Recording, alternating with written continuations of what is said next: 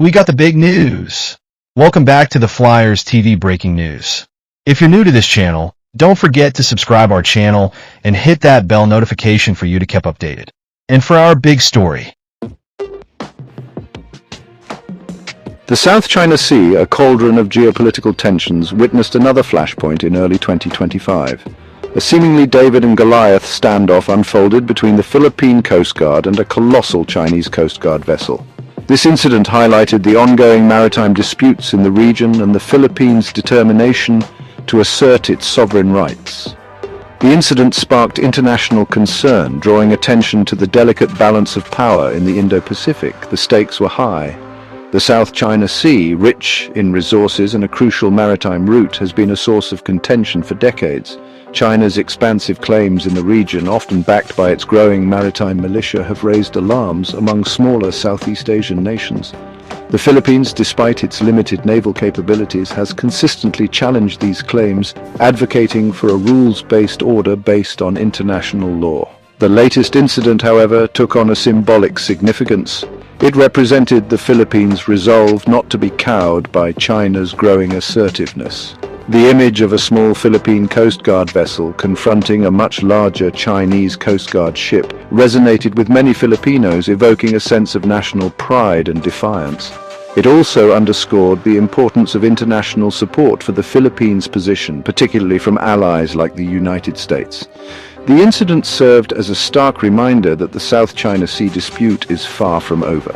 It highlighted the need for continued dialogue, diplomacy, and a firm commitment to international law to prevent further escalation and maintain peace and stability in the region. On January 17, 2025, the Philippine Coast Guard vessel BRP Gabriela Silang found itself on the front line of a brewing maritime dispute.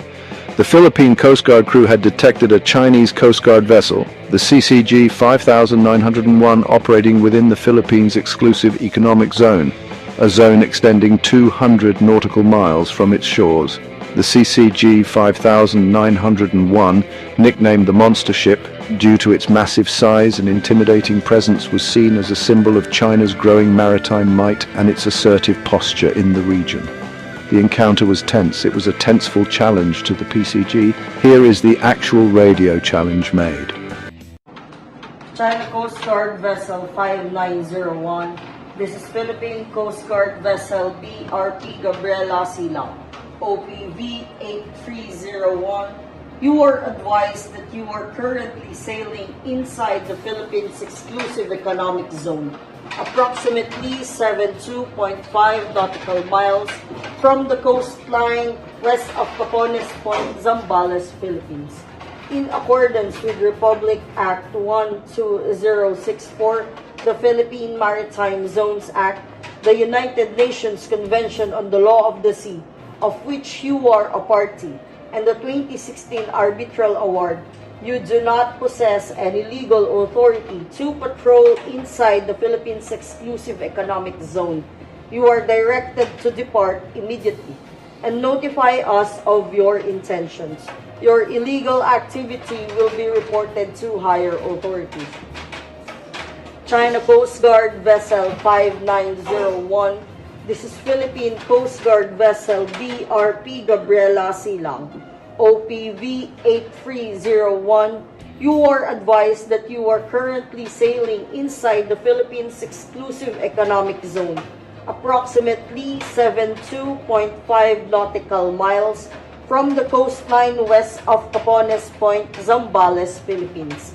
In accordance with Republic Act 12064, the Philippine Maritime Zones Act, the United Nations Convention on the Law of the Sea, of which you are a party, and the 2016 Arbitral Award, you do not possess any legal authority to patrol inside the Philippines' exclusive economic zone. You are directed to depart immediately and notify us of your intentions. Your illegal activity will be reported to higher authorities. Over. The Philippine Coast Guard, despite being outmatched in size and firepower, issued a radio challenge to the CCG 𝙒𝙏𝙚𝙚. The message was clear: the Chinese vessel was intruding into Philippine waters and was being asked to leave. The challenge, broadcast in English and Chinese, was a direct invocation of the Philippines' sovereign rights under international law, particularly the United Nations Convention on the Law of the Sea. The 𝙒𝙏𝙬𝙚 𝙒𝙏𝙚𝙚𝙬𝙚, however, did not alter its course. The Chinese vessel continued its operations within the Philippines' exclusive economic zone, ignoring the Philippine Coast Guard's challenge. This act of defiance was seen as a deliberate provocation by many in the Philippines, further fueling tensions between the two nations. The incident quickly escalated into a diplomatic standoff, with both sides refusing to back down. The Philippine Coast Guard's actions, though seemingly futile in the face of the Chinese Coast Guard's defiance, were significant. They demonstrated the Philippines' commitment to defending its maritime claims, even when confronted with a superior force. The incident also highlighted the importance of international law and the need for a rules-based order in the South China Sea to prevent such confrontations from escalating into open conflict.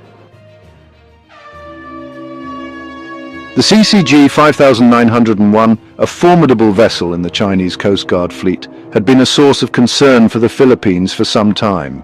Its movements in the South China Sea were closely monitored by Philippine authorities, particularly its presence near areas claimed by both countries.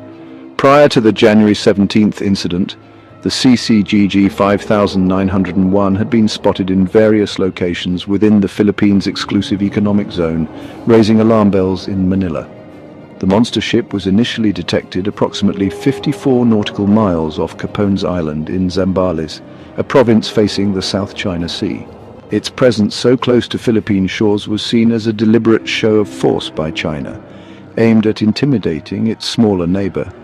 The 𝙒𝙏𝙬𝙚 𝙒𝙏𝙚𝙗 then proceeded to sail near Lubang Island in occidental Mindoro, another strategic location within the Philippines' exclusive economic zone. The vessel's movements did not go unnoticed. The Philippine Coast Guard, utilizing its limited resources, tracked the 𝙒𝙏𝙬𝙚 𝙒𝙏𝙗 every move, carefully documenting its activities within Philippine waters. These patrols were not without risk, as the Chinese Coast Guard had a history of using aggressive tactics against Philippine vessels in the past. The 𝙒𝙏𝙬𝙚 𝙒𝙏𝙗's presence and subsequent radio challenge near Philippine territory underscored the volatility of the situation in the South China Sea. It highlighted the constant threat posed to the Philippines' maritime security and the need for enhanced capabilities to effectively patrol and defend its vast maritime domain. Following the tense encounter at sea, the Philippine government responded with a combination of diplomatic actions and displays of military readiness. The incident sparked outrage among the Filipino public, who rallied behind their government's firm stance against what they perceived as Chinese aggression.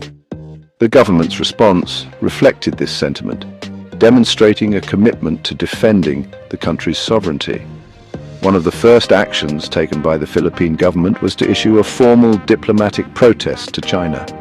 The Department of Foreign Affairs summoned the Chinese ambassador to lodge a complaint about the 𝙒𝙏𝙬𝙚 𝙒𝙏𝙗's incursion into Philippine waters.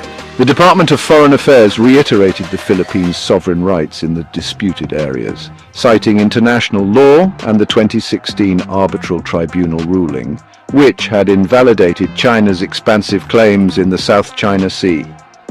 In a symbolic display of resolve, the Philippine Navy conducted maritime exercises near Bajo de Masinloc, also known as Scarborough Shoal, a traditional fishing ground within the Philippines' exclusive economic zone that had been under Chinese control since 2012.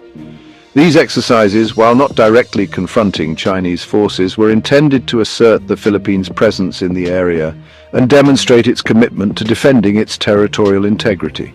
The incident resonated deeply with the Filipino people.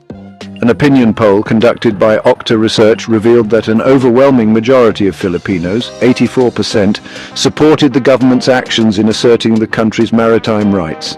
This strong public backing provided the government with a clear mandate to stand firm against Chinese pressure and protect the country's interests in the South China Sea. Section 5. Echoes of support from across the Pacific.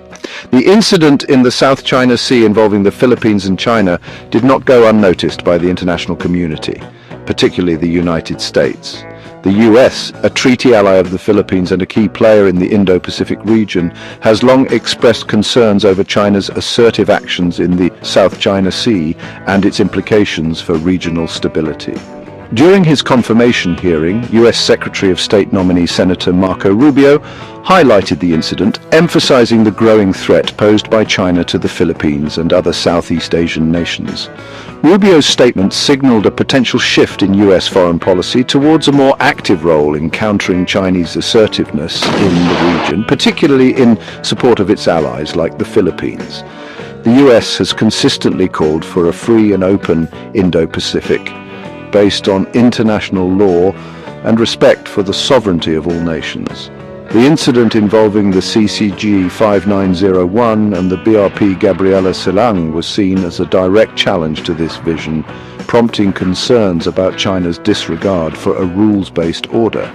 The incident underscored the importance of the US-Philippines alliance in maintaining regional security. The US has committed to upholding its defense commitments to the Philippines under the 1951 Mutual Defense Treaty, which obligates both nations to come to each other's aid in case of an armed attack. Section 6. The Law of the Sea. Philippines Claim. The Philippines' claim to the disputed waters in the South China Sea is not based on historical claims or arbitrary lines drawn on a map, but on a well-established body of international law, primarily the United Nations Convention on the Law of the Sea, or UNCLOS. This international treaty, ratified by both the Philippines and China, provides a comprehensive framework for regulating maritime activities, including the establishment of maritime zones and the rights and obligations of states within those zones.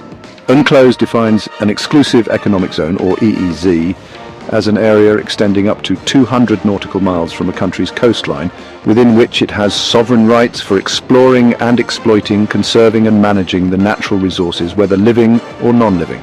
The Philippines, being an archipelagic state, has a vast EEZ that encompasses many of the disputed features in the South China Sea.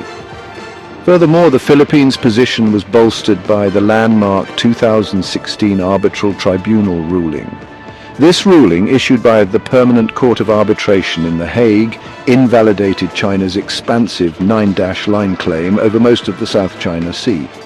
The tribunal unequivocally affirmed the Philippines' sovereign rights within its EEZ, including the right to exploit resources and enforce its laws within that zone.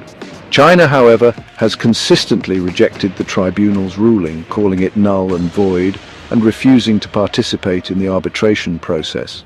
Despite China's stance, the ruling is legally binding under international law and carries significant weight in the international community. Section 7. The Shadow of a Regional Conflict. The incident involving the Philippine and Chinese Coast Guard vessels cast a long shadow over the South China Sea, raising concerns about the potential for escalation and the broader implications for regional security. The incident was not an isolated event, but rather a symptom of the long-standing maritime disputes and the growing strategic competition between China and other regional powers, including the United States. The South China Sea, a vital waterway for global trade and a region rich in natural resources, has become a flashpoint for tensions in recent years. China's growing assertiveness, its rapid military modernization, and its expansive maritime claims have fueled anxieties among its neighbors, many of whom have overlapping claims in the region. The incident highlighted the risk of miscalculation and unintended escalation in the South China Sea. A seemingly minor incident at sea could quickly spiral out of control, particularly in the context of heightened tensions and mistrust between the parties involved. The incident also underscored the need for effective conflict resolution mechanisms and confidence-building measures to manage the disputes and prevent them from escalating into open conflict. Section 8. The Unfinished Battle for the South China Sea. The standoff between the PGG and the CCG, despite its seemingly localized nature, represents a microcosm of the broader geopolitical struggle unfolding in the Indo-Pacific. The South China Sea, with its strategic importance and vast resources, has become the epicenter of a contest for influence and dominance between China, the rising power, and the United States, the established power. China's assertive actions in the region, including its island-building activities, its growing naval presence, and its attempts to enforce its claims through maritime militia, are seen as part of a grand strategy to establish regional hegemony and reshape the regional order in its favor. This has alarmed the United States and its allies, who fear that China's actions could undermine the rules-based order that has underpinned regional stability and prosperity for decades. The incident highlighted the importance of international law and the need for a rules-based order in the South China Sea to prevent such confrontations from escalating into open conflict. The UNCLOS, while not a magic bullet, provides a framework for managing maritime disputes and ensuring freedom of navigation and overflight. Section 9. Maintaining peace in troubled waters. The South China Sea, a region of immense economic and strategic importance, stands at a crossroads. The path ahead is fraught with challenges as competing territorial claims, resource competition, and great power rivalry create a volatile mix. The incident involving the Philippine and Chinese Coast Guard vessels serves as a stark reminder of the fragility of peace in the region and the constant need for vigilance and diplomacy. Preventing further escalation and managing the disputes peacefully requires a multi-pronged approach. Dialogue and diplomacy remain crucial, providing avenues for communication, confidence building, and exploring potential areas of cooperation. Strengthening regional institutions, such as the Association of Southeast Asian Nations, or ASEAN, can foster greater cooperation and provide a platform for addressing shared concerns. The international community has a vital role to play in upholding international law, promoting peaceful resolution of disputes, and ensuring freedom of navigation and overflight in the South China Sea. The United States, as a key stakeholder in the region, has a responsibility to support its allies and partners, uphold a rules-based order, and deter any actions that could destabilize the region. The road ahead will be challenging, requiring patience, pragmatism, and a shared commitment to peace and stability. The future of the South China Sea, and indeed the broader Indo-Pacific region, hinges on the choices made today. Thank you for watching the Flyers TV breaking news. Don't forget to subscribe our channel and hit that bell notification for you to keep updated of the big breaking stories that we need to know. Keep safe, everyone, and God bless us all.